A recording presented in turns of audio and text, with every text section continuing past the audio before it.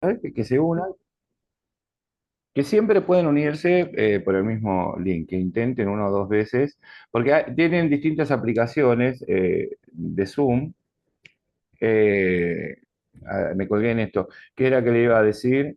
Eh, bueno, que también está la posibilidad de plantear que las clases sean una hora más tarde, a las 19, porque sé que a muchos y muchas se le complica porque a las 6, que era donde nosotros planificamos, tienen que ir a buscar los chicos a la escuela, ¿no? Así que no hay problema en plantear la posibilidad. Lo planteamos en grupo abierto si quieren, a quienes les viene mejor 18 y 19. Para mí, cuanto más tarde sea, mejor. De hecho, yo muchos horarios los puse a las 7 o a las 8. Lo que pasa es que como estábamos entre lunes y viernes cuando comenzamos, y ahora los lunes está segundo y tercero virtual, bueno, los sábados tenemos presencial, los martes tenemos acompañamiento terapéutico en otro lado, miércoles tenemos, bueno, hoy se quedó a las 8 el posgrado, el jueves también estamos en discapacidad y en salud mental también en otro país. Bueno, y el viernes quedan ustedes, así que si ustedes quieren podemos ponerlo a las 7 si le viene mejor, ¿sí? Hacemos una encuesta para que sea democráticamente inestable como nuestra democracia. Y vemos, ¿sí? Pero puede ser a las 7. Pero vayan acordándose que ya entramos en otoño de alguna manera y después va a ser frío y después no se empiecen a quejar porque ya sé que todos nos quejamos, o que hace mucho calor o que hace mucho frío, pero sí sé que a las 6 a veces nos llegan por el tema de la escolaridad, ¿no? De que los pibes salen de la escuela a las 5, 5 y media, y bueno. Pero bueno, es una posibilidad. Ok, bueno, mientras se va agregando gente, ustedes manejen así, no me desconcentro tanto. Encima, yo para desconcentrarme soy lo mejor que hay, ¿no saben? Entonces, si tengo que andar leyendo, díganle aquí que ya estamos, que ya se puede conectar con el mismo. Eh, Bien. El tema es, ¿por qué a las 6 o a las 7? Bueno, estamos haciendo esta prueba porque muchos también por privado nos pidieron a las 6. Entonces, bueno, nosotros tenemos la posibilidad de hacerlo a las 6, a las 7 o a las 8, ¿sí? Siempre van a ser dos encuentros de 40 minutos, ¿ok? El horario, Perfecto. ¿sí? ¿Cómo? A las 6, que a las 8 me parece muy tarde. Y sí, para muchos les parece muy tarde porque tienen también que preparar la cena y vienen con esto. Creo que por ahí a las 7 es el horario ideal. Pero bueno, pero bueno, lo hablamos como posibilidad para que todos puedan estar, todos y todas puedan estar presentes, la gran mayoría, ¿sí? Bien, no sé por cómo nos metimos en el tema de las emociones, pero tiene que ver con un sujeto de emociones, ¿no? Un sujeto emocional también, porque fíjense este término que Freud no lo utilizaba, ¿no? Que es sujeto. Sujeto significa estar sujetado, ¿ok? Entonces, desde el psicoanálisis, pero hay que ver desde qué psicoanálisis, pero sobre todo, freudiano, uno se sujeta al deseo. ¿Sí? Vayan tomando esta característica. Entonces, no es el mismo sujeto que nosotros definimos, sujetado al deseo. Ahora, cuando uno nace, no tiene deseo, está sujetado al deseo del otro. Ahí se comienza a complicar el asunto, ¿no? ¿Por qué? Porque es sujetado al deseo de los padres, lo que después vamos a llamar el ideal del yo, no el yo ideal. Yo soy, estoy sujetado. La relación simbiótica que se plantea de autores como Margaret Mahler, por ejemplo, Winnicott y demás, ¿no? Esa relación simbiótica entre madre e hijo, sobre todo, hace muchas veces, sobre todo en discapacidad, para que vayan viendo, la sobreprotección de decir, no te lo doy porque es mío, ¿no? Cuando hablo de simbiosis, significa, es una palabra que viene de las células, ¿no? Como dos en uno. Somos dos, pero uno. Entonces, es algo que no se puede romper, no se puede. No se puede separar, no hay un proceso de separación. Fíjense que aquí autores van a decir, el proceso de separación e individuación permite, o sea, se separa para que sea individuo, y cuando es individuo, ¿sí? Comienza a tener su propio deseo. Pero muchos y muchas, sobre todo hablando del maternaje, estoy diciendo en una función real, pero también simbólica e imaginaria, ¿no? No deja, la sobreprotección no deja el espacio para que entre la cultura y se forman los simbióticos. Y entonces no deja que se conforme el deseo del otro, ¿no? Es como le decíamos nosotros en psicoanálisis, como una araña negra, ¿no? De esas que se comen al hijo.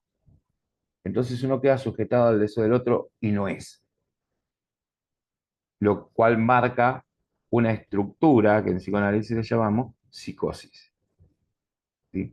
El neurótico, los neuróticos, que seríamos nosotros, tenemos posibilidad de enfermar porque somos separados, ¿no? Somos individuos que encontramos la propia falta. Pero comprendemos que la realidad también debemos de posicionarnos depresivamente a partir de que somos seres de la falta. Bueno, esto es lo que Lacan en el psicoanálisis va a decir con el lenguaje. Él va a decir, el sujeto está sujetado a los significantes del lenguaje, que permiten, por ejemplo, decir basta, decir soy, ¿sí?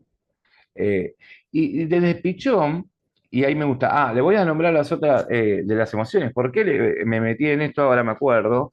Eh, Porque siempre vengo viendo que el control emocional, ¿no? Y bueno, se usa esto como, por ejemplo, la sanación. Nosotros la sanación se la dejamos a los dioses.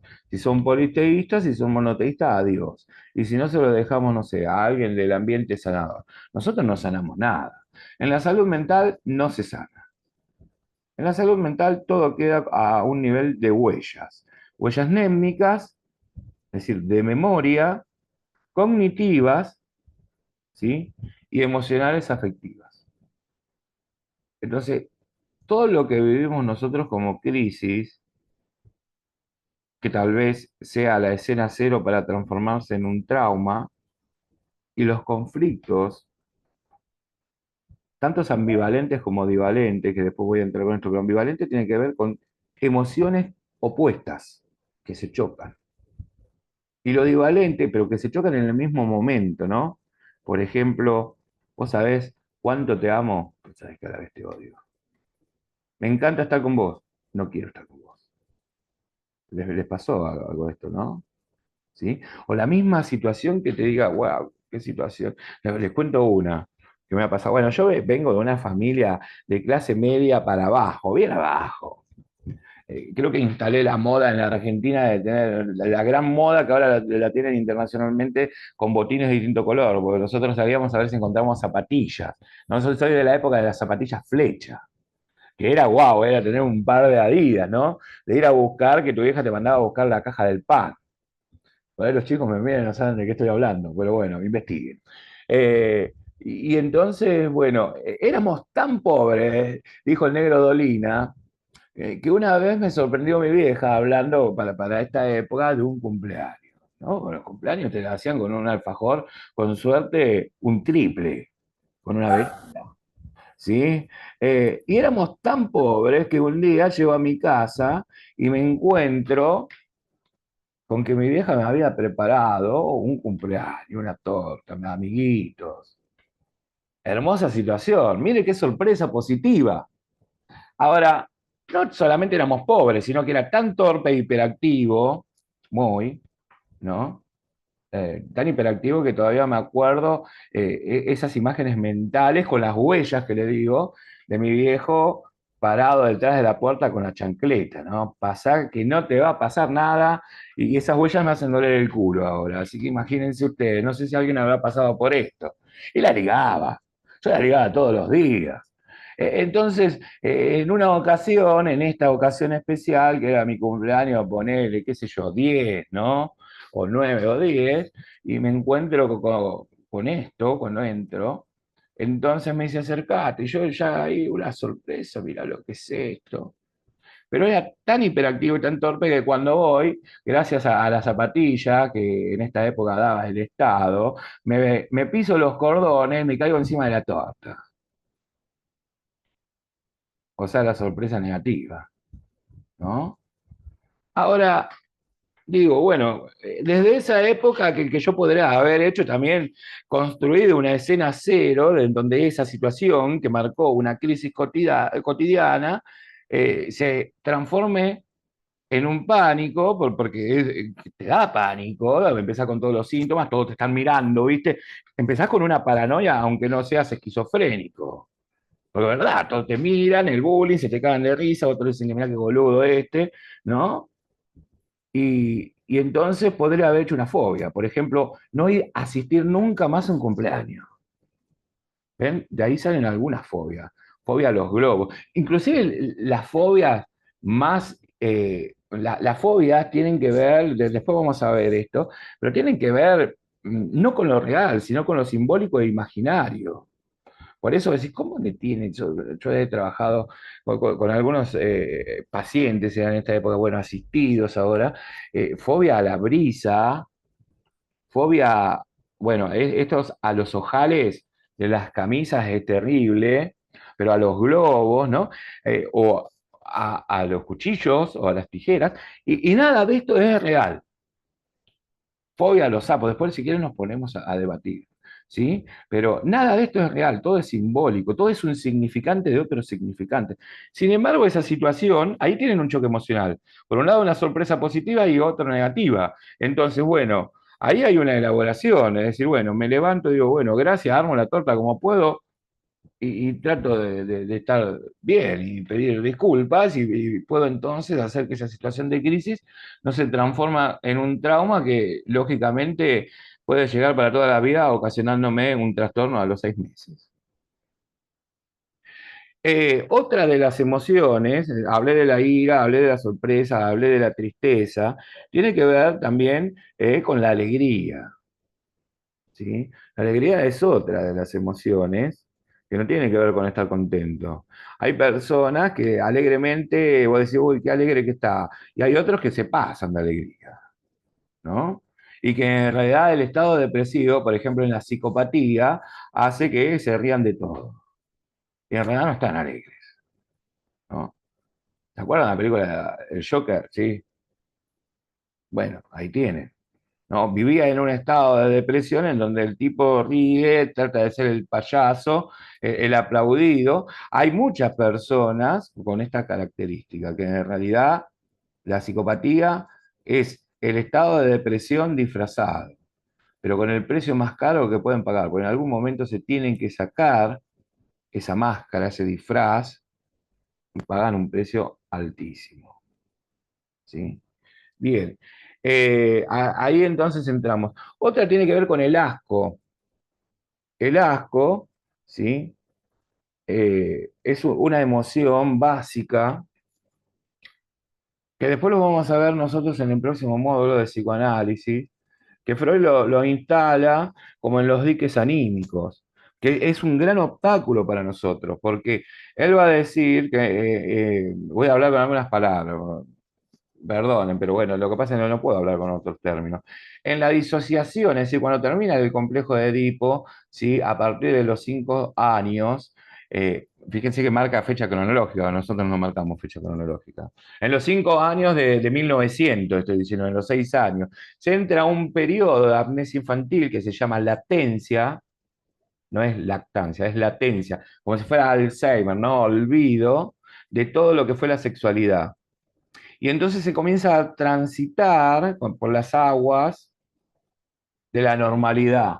Odio la palabra normalidad, porque quién la construyó, no importa. Bueno, y la normalidad te hace encontrar como con ciertas piedras que te impone la sociedad, que se llaman diques anímicos. Vergüenza, asco y moral.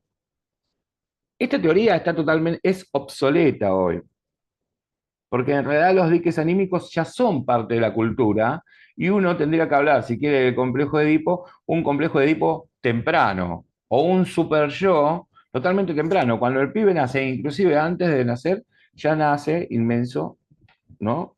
Inmerso en una cultura.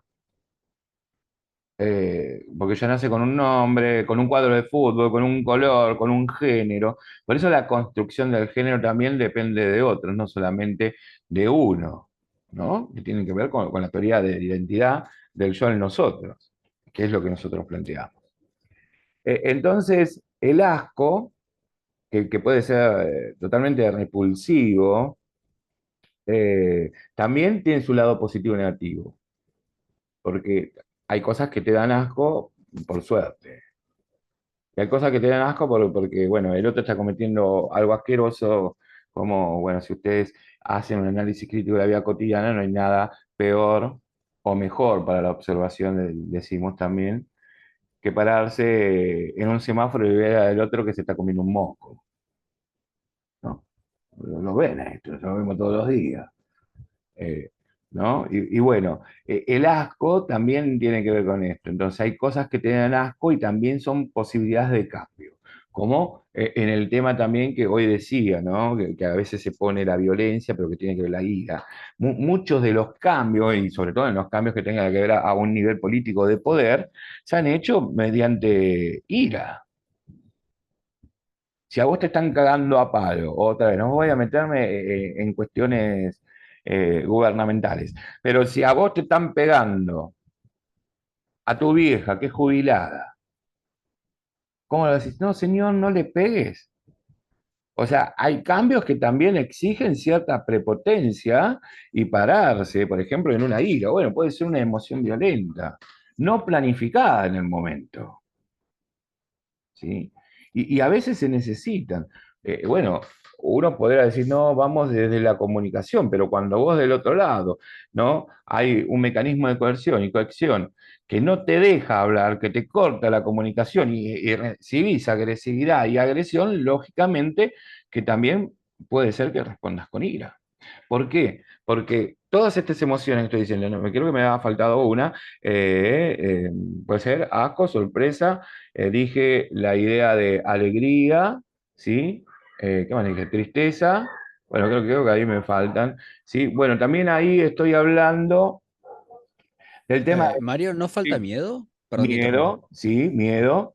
El miedo lo resolvimos, Jeremías, muy bueno. Lo resolvimos también desde Pichón Rivier como que el miedo tiene que ver con dos tipos de miedo. ¿Sí? Esto es, miedo al ataque y miedo a la pérdida. Son como si fueran, ¿no? El cliché para los miedos que vienen. Y ahí también hacemos una resignificación nosotros de los miedos. Porque uno dice, le tengo miedo a aquello que desconozco. No, en realidad todo lo desconocido no existe.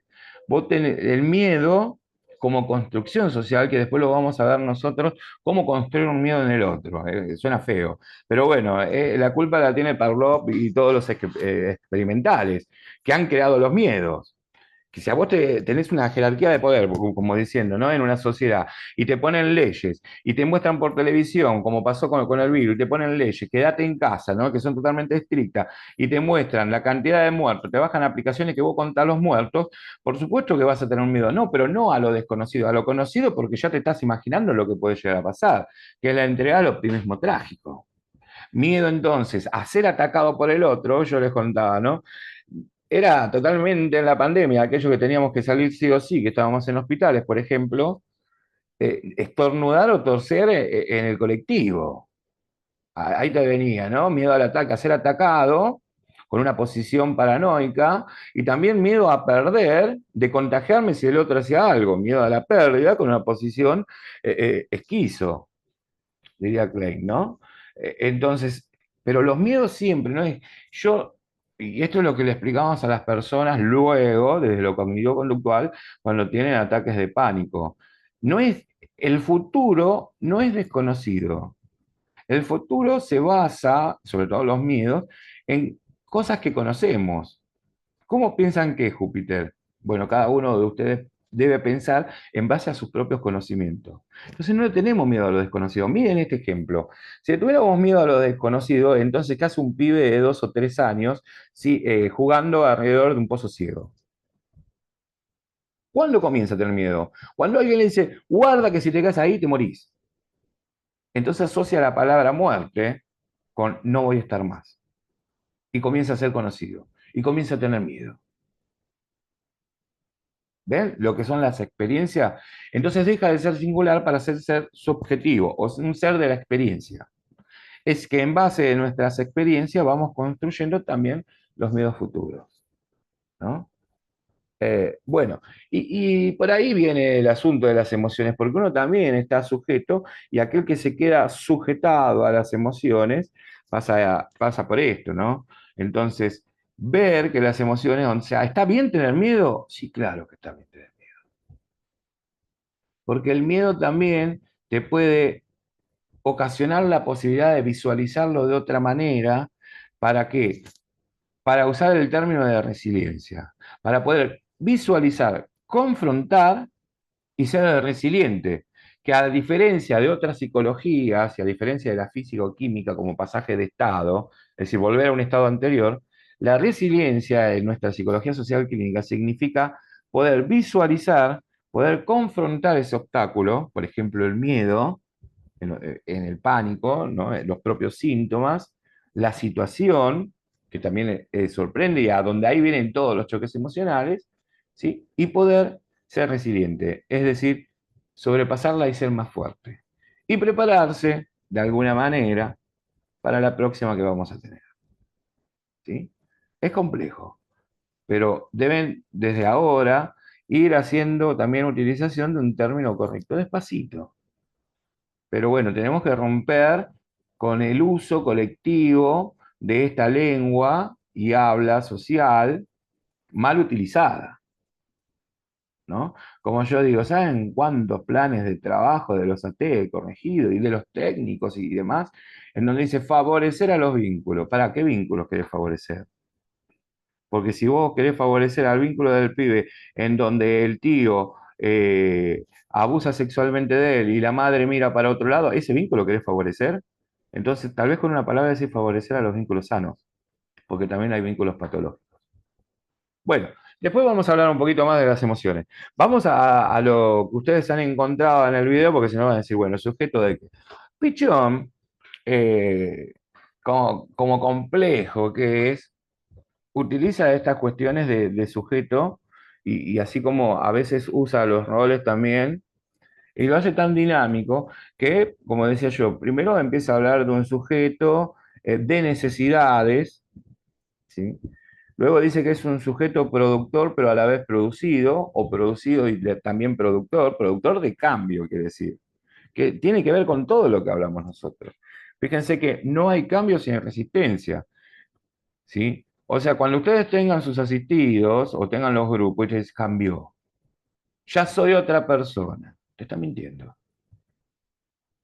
Sí, te está mintiendo. O sea, yo te doy el supuesto saber, pero sabiendo también que me vas a mentir. Si vos no presentás resistencia, ¿no? Y la persona diga, en realidad pienso que soy otra persona, pero no sé qué me pasa.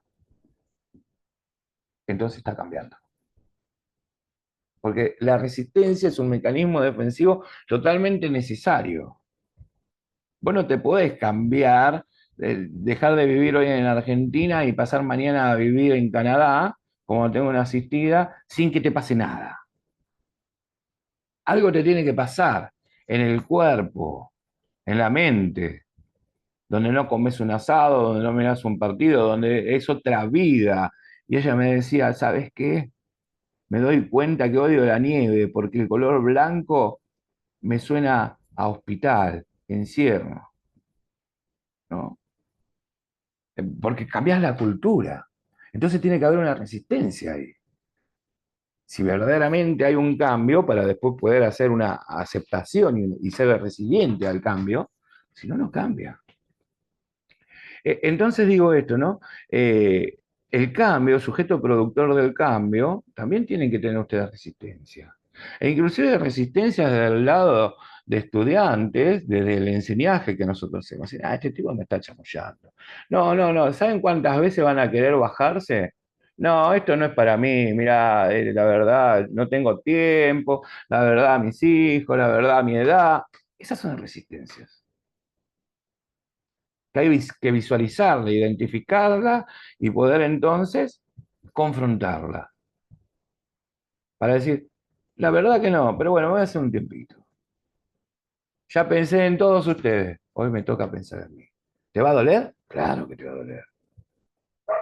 Pero bueno, se trata de esto. También de pérdidas y ganancias, verlo dialécticamente, ¿no? Bien, entonces, el video, volviendo a esto, tiene que ver con el pasaje del psicoanálisis del deseo a la necesidad, porque una cosa es lo que vos decías. Discúlpenme a aquellos seres deseantes, sujetos a una palabra que nunca llega, pero el deseo siempre te va a dejar, por el mismo principio de constancia que marca, siempre va a ser insatisfecho, ¿no? En una frase que tengo, creo que la tengo en WhatsApp, yo soy porque antes, o sea, en una escritura que yo les decía en uno de mis primeros libros, que era Los andamios del deseo, son libros totalmente realizados, pero nunca publicados. Pero bueno, tenía que ver con la estructura también de condiciones concretas a las que vamos a llegar. Los andamios del deseo decía, yo soy la satisfacción insatisfactoria de tu deseo.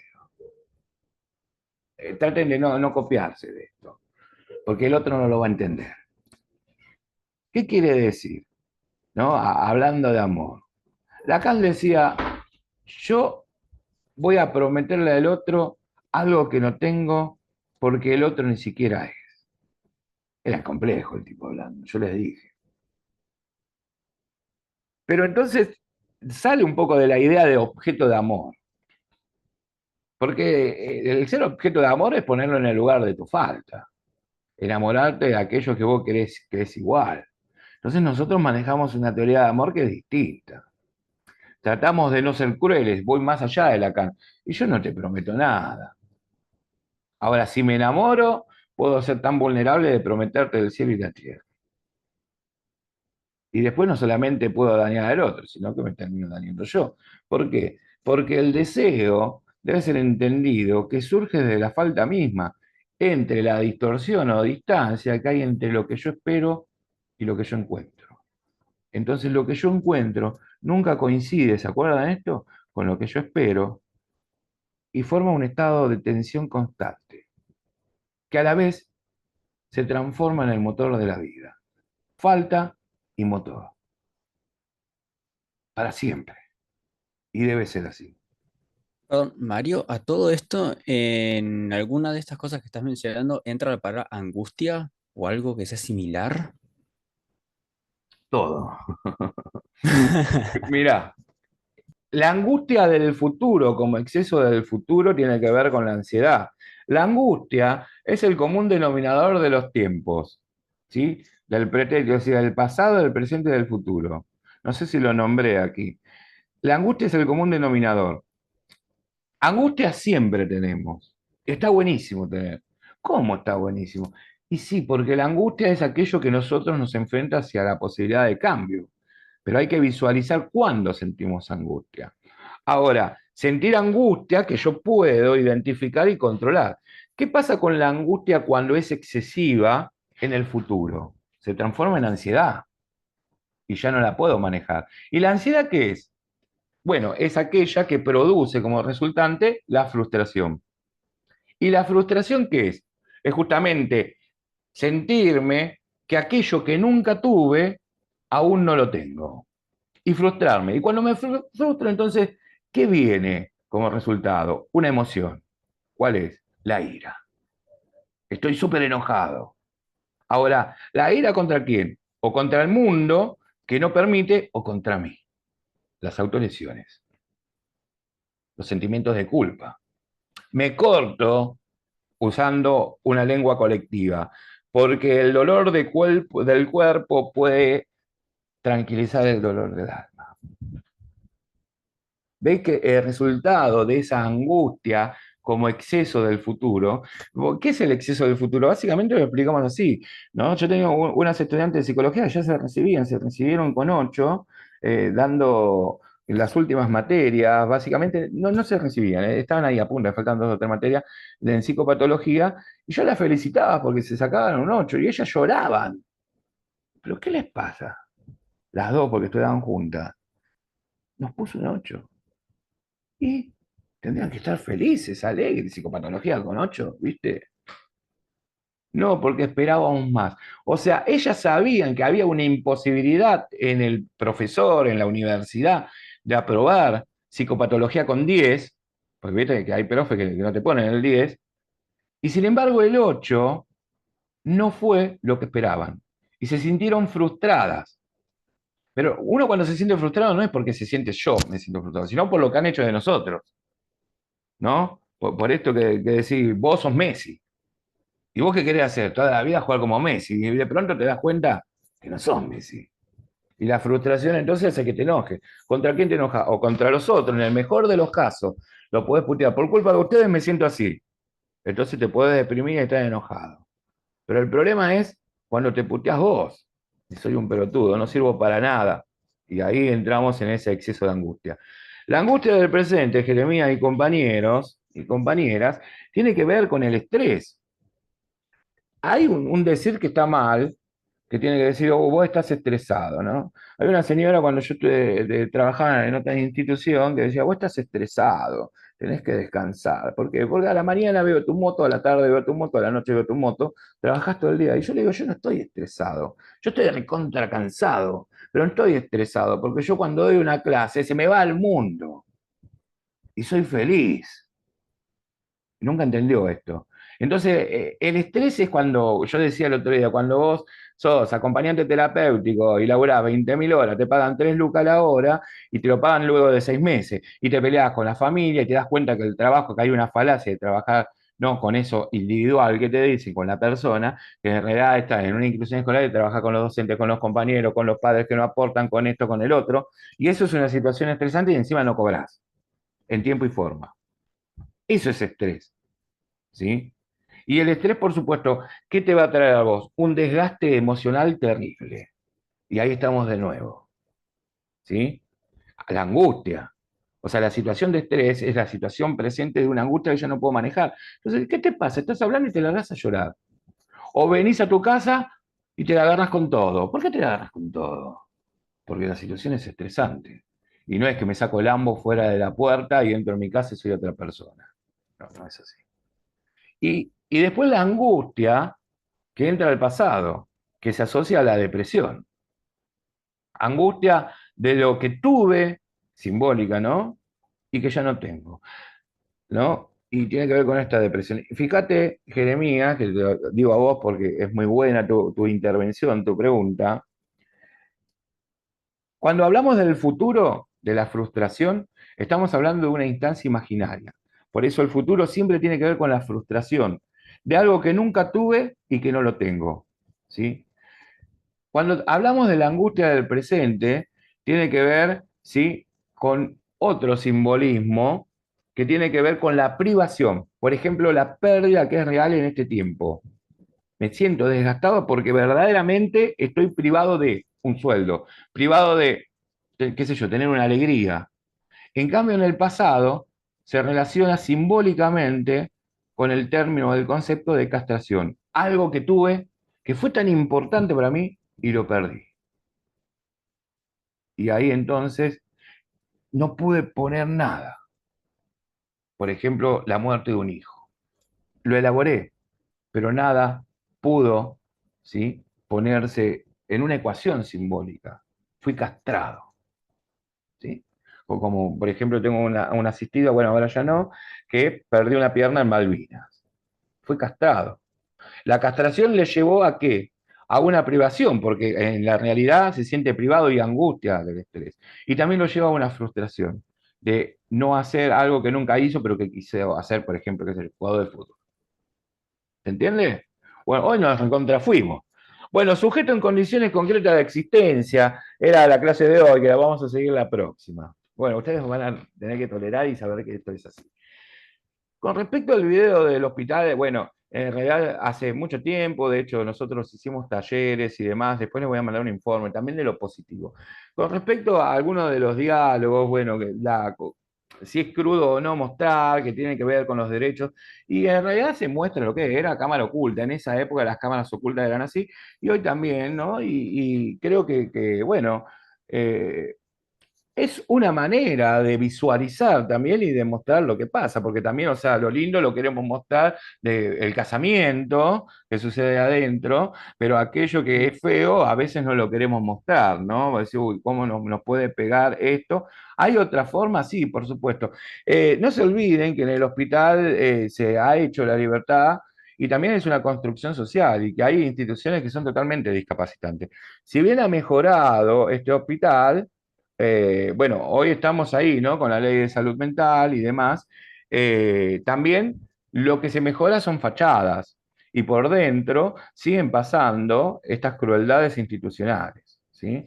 Entonces, sí tenemos talleres de cocina que laburamos con muchos acompañantes, por suerte que tienen entrada, que el mismo hospital hace, en Casa Puente, que hoy, bueno, tenemos otra, por ejemplo, ¿no? Del Hospital Ramos Mejía y demás, y se hace un gran trabajo. Esta es una parte de lo que se puede mostrar y la parte que evoluciona, ¿no? Nosotros trabajamos muy fuertemente con una institución y varias después ahí en el Borda, hasta el COVID. Ya en el COVID encontramos un montón de muertes que decían que morían por COVID y nadie dio otra explicación. Pero el hospital de Romero eran tantas las muertes que tenía su propio hospital.